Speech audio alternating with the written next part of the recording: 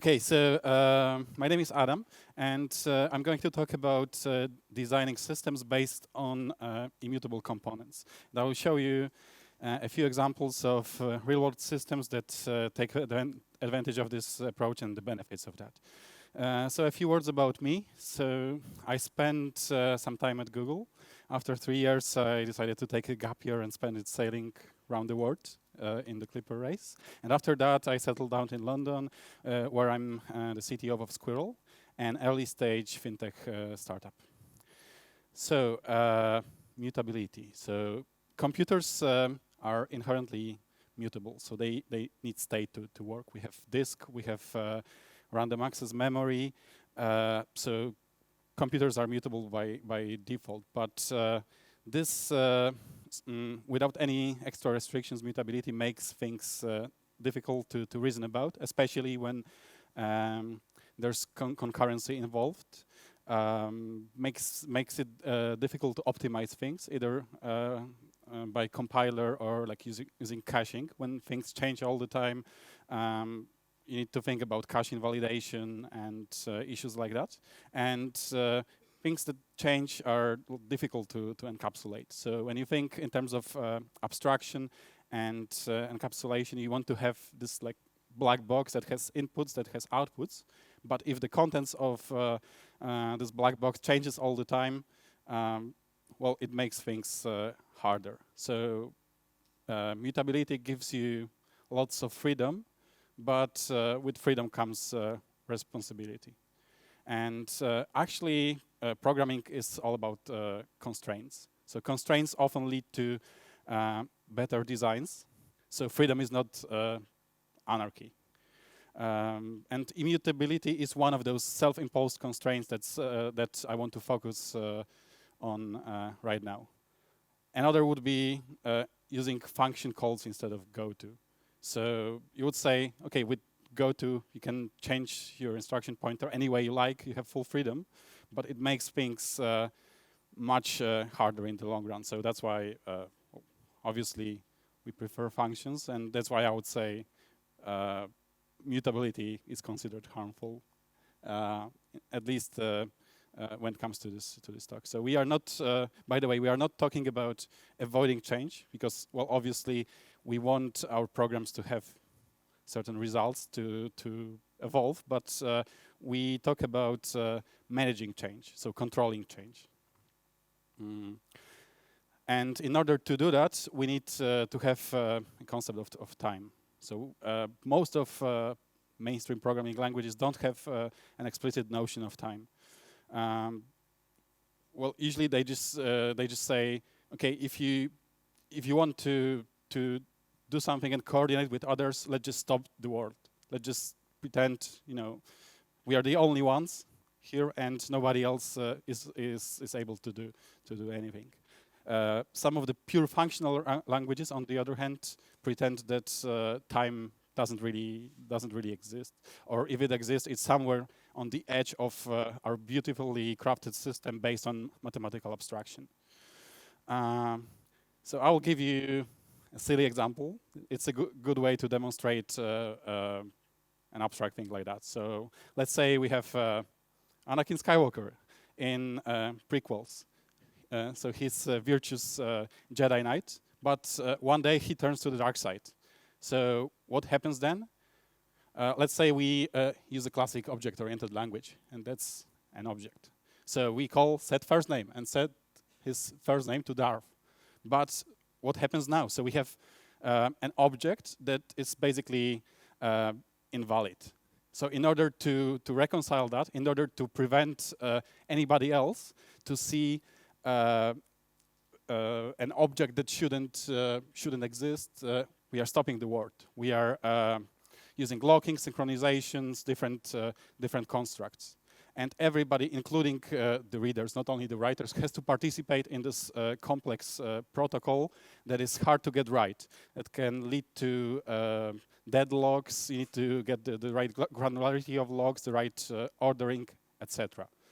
And only when we set the last name to Darth Vader, only then he really turns to the dark side. But what happens about history? So this language doesn't have, or the system doesn't have the notion of time. So, I don't know, if Luke wants to find out who was his father, he cannot step back in time and cannot see that Darth Vader was actually Anakin Skywalker at some point in time.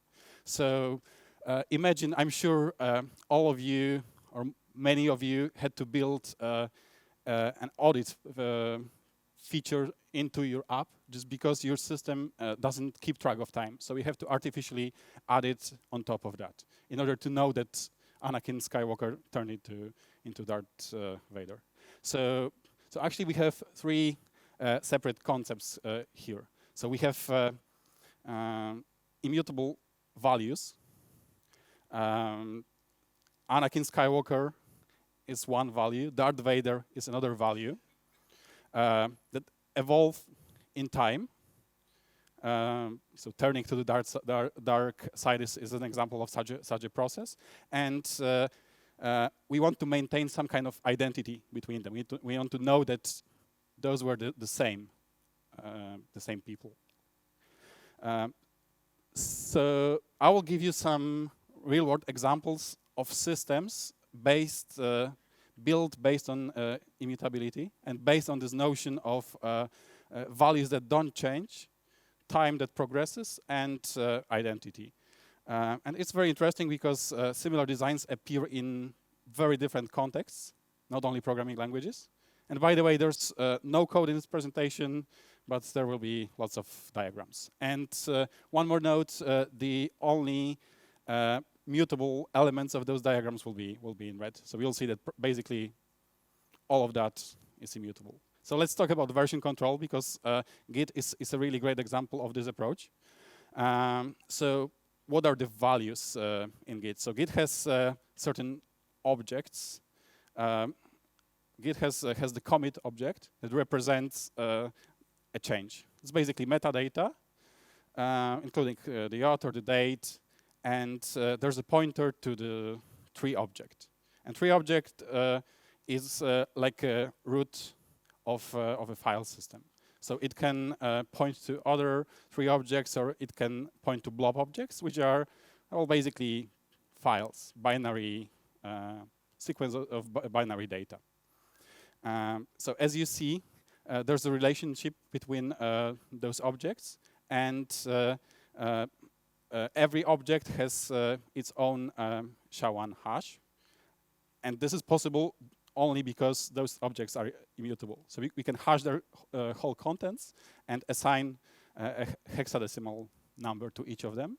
And the links in this graph are possible only because we have unique hashes that we can use to store objects in a content addressable way. So we can build basically a hash table between SHA-1s and the content and the data. And this hash table is practically never invalidated because, again, this is all immutable. And thanks to that, it's very easy to reconcile data between client and server, just because you only need to push the objects that don't exist on the server. And when you pull, you need to pull all the objects that don't exist locally. So this is a very powerful way to handle that. And basically, if you look into your Git repository and you check .git/objects, you'll see that all those objects are stored there. Some of them in packed form, but they will be there. So let's add the notion of time. So let's think what happens when we change one of those files. So actually, when we change a file in a regular file system, well, we'll just overwrite it, and we'll have a new file. So same like with Anakin and Vader. But Git does something different. So Git, once we create a new commit, we'll create a new commit object that is pointing to the previous one. So there's a chain of commits. It will create a new root tree object that will point to the new README file, and to the new README file and to the old license file. So we use something called structural sharing here. In other words, the license file didn't change, so there's no need to copy it. There's no need to store it again. Okay, so what happens next? So we want to have some concept of identity. We'd like to reference the structure in some way. So Git does it by introducing refs. So for our purposes, let's say branch is a ref. We can have tags, we can have certain other kinds of refs, but branch is a perfect example. So a ref is like a label pointing to a commit object, so the head of that branch. So in our case, master is pointing to the first commit, but when we commit, then the label progresses to the new object that we've just created. So as you can see, all the underlying objects are immutable. It's just the reference, it's just a label that changes. What about branching and merging? Well, this is very similar. It's all based on the same concept. So if we create a new branch, well, you're basically creating a new label. When we want to merge it, when we want to merge two branches together, we create a new commit object that has two or more parents. So I would say it's a very elegant, simple, and very powerful design. So you can see that Git basically replaced all other version control systems. And I would claim it's partially or mostly based on the beauty of this design. So all the objects are immutable, refs can change, and basically that's all you need to understand Git. So the rest is just syntactic sugar on top of that.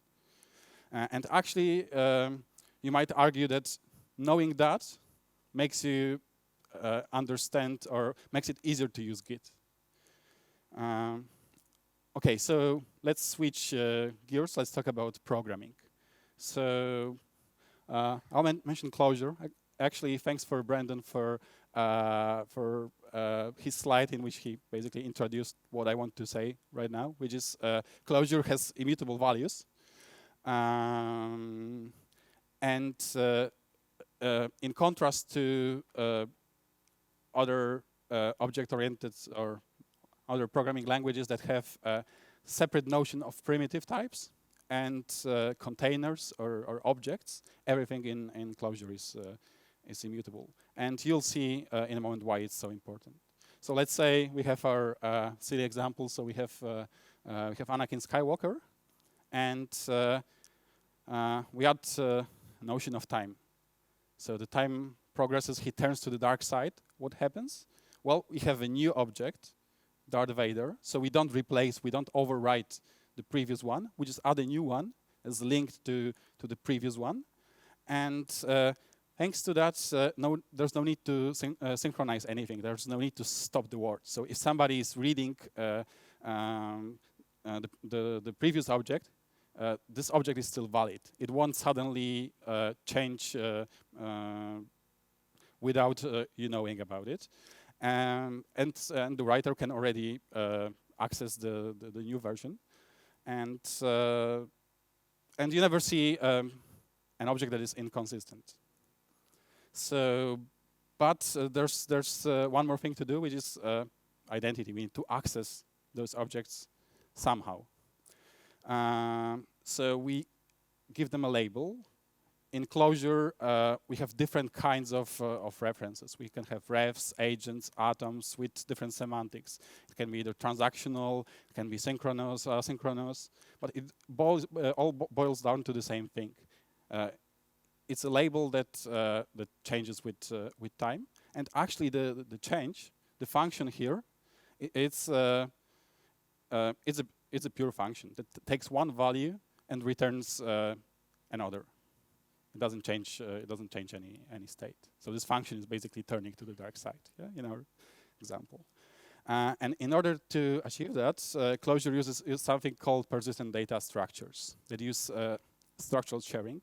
So yeah, the first thing you see that is basically if you are creating new objects every time we change anything, it has to be slow.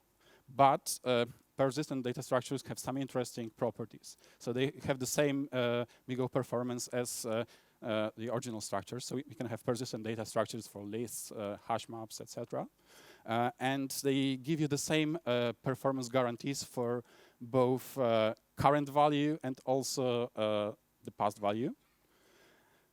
And persistent data structure grows with time, but it's also garbage collected. So if there's no reference pointing to Anakin Skywalker, this can get garbage collected, and you get your memory back. So actually, it works better than it seems.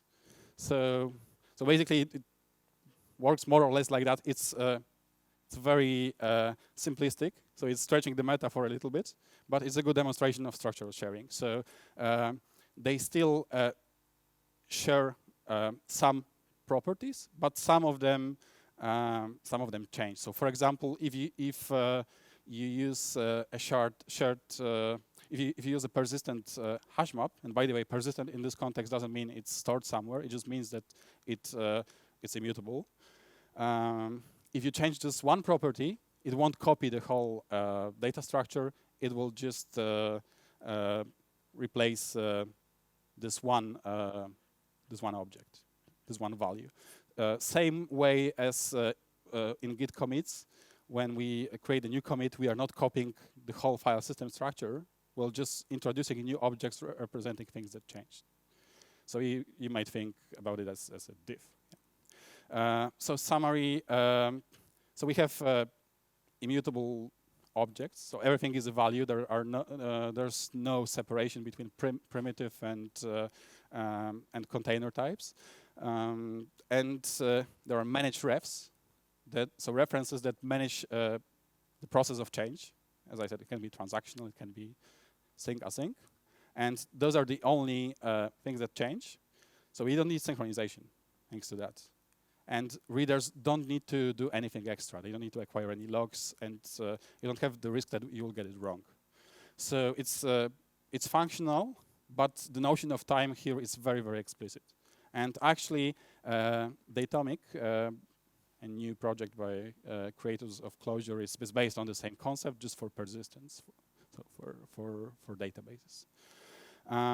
Next example is containers. So containers are lightweight units of isolation, so,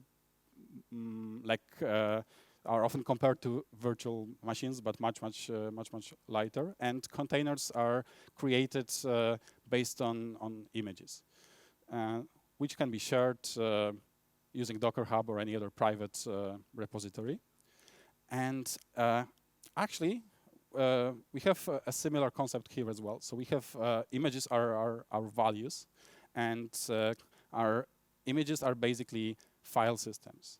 And those file systems can be layered on top of each other using a union file system. So we can have an image for Debian, for our Linux distribution.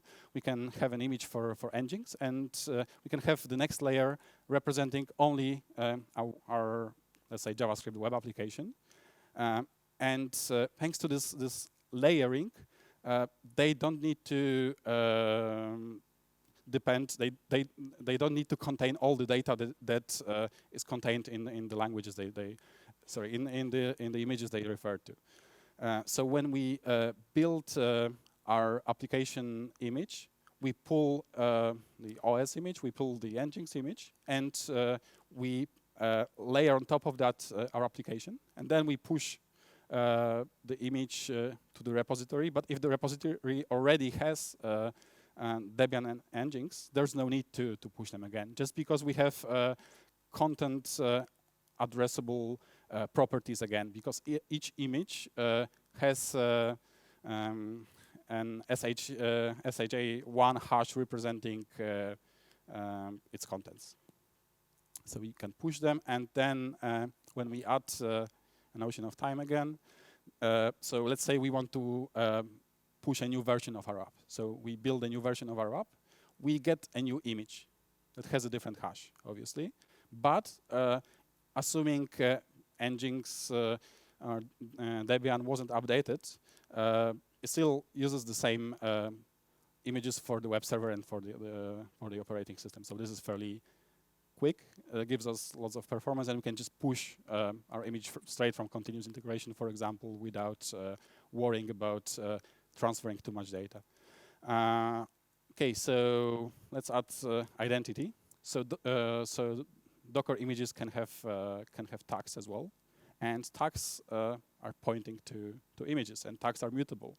So if we build a new version of our application, the latest tag, the label will switch from the previous one to the new one. But obviously, it's still immutable. The objects are still immutable, so the old version is still available. For example, when we need to do rollback or just for audit purposes. Same thing when engines get some security updates, let's say. So in this case, we only need to fetch the engine's image, and we need to build a new version of our application. But besides that, we don't need to worry about the whole operating system. And the label, the reference, moves ahead, moves to the new version. So again, images are immutable values. Tags can change. It conserves resources, so it's both in terms of time required to build those images, and also space or bandwidth needed for storing and transferring them. And it's all tied to the whole concept of immutable infrastructure, which will require a separate talk to cover. So, and thanks to that, we get repeatable deployment on all environments. So whether it's staging or developers' machines or production, and rollback is trivial because we have a notion of time, so we can always go back and we can always get the last working version. So almost there. We have those three concepts. We have immutable values, either Git objects or closure values or Docker images that evolve in time, but they maintain their identity using references that are the only mutable elements of those designs. So the benefits of that, I would argue that those designs are really simple and elegant, and the fact that I was able to cover all of that in 20 minutes proves that it might be the case. This greatly improves performance, makes caching much easier, maintains the notion of time, so we don't need some extra additional audit layer on top of that.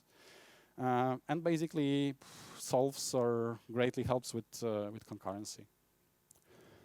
So thank you. That's it.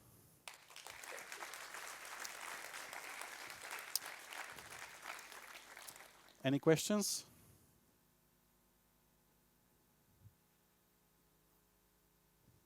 Come on, at least one.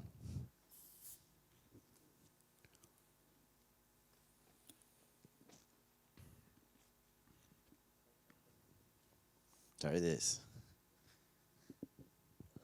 About memory consumption, if everything is immutable, it's because we have so much RAM now, it's possible, or we still need a lot.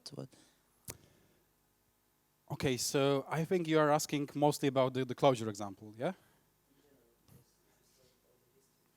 So in terms of, so when it comes to version control, you want to store all the history. So that's pretty obvious. And Git has some smart algorithms for packing objects that are not necessary or not that aren't used anymore. So it can be efficient, but it's still a limitation. That's true. When it comes to closure, as I said, use garbage collection. So if you don't need the previous value, you can it gets garbage collected.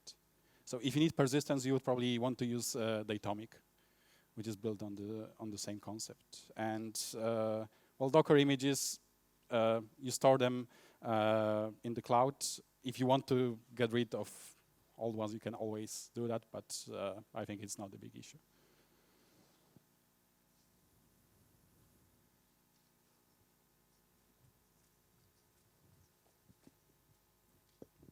So do you know how SVN stores code, the previous versions, compared to Git? SVN basically stores it as a series of diffs. That's it. That's the answer, basically. That was quick. Well, if you want to learn more, I would suggest watch Linus Torvalds' presentation. I would say it's more a rant than a presentation. It's one of Google Tech Talks where he goes into details about the advantages of the design of Git over Subversion using some rude words as well. So it's pretty amusing, but yeah.